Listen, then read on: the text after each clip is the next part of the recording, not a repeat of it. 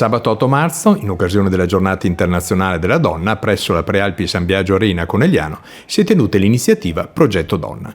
Un evento straordinario che ha celebrato la forza e l'ispirazione femminile con un momento danzante speciale in rosa. Ai nostri microfoni Maria De Luca, responsabile del Progetto Donna per il Triveneto. Il Progetto Donna, che è un progetto, nasce dal progetto pilota del nazionale di MSP Italia ed è un progetto appunto dedicato alle donne e alle attività che le donne svolgono nella nostra società.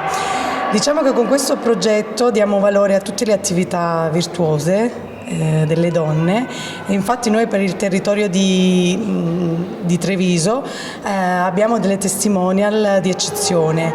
Abbiamo Alberta Rastelli per quanto riguarda la danza e disabilità, anche lei ballerina con disabilità. Dopodiché abbiamo una campionessa delle Paralimpiadi da tennis tavolo, Pamela Pezzutto, anche lei con i suoi video saluti ci ha sostenuto per l'avviamento di questo progetto. Abbiamo degli avvocati che si occupano di prevenzione per quanto riguarda gli abusi nelle società sportive e abbiamo degli istruttori di arti marziali che si occuperanno del progetto per la difesa donna e a seguire ci saranno tante altre iniziative.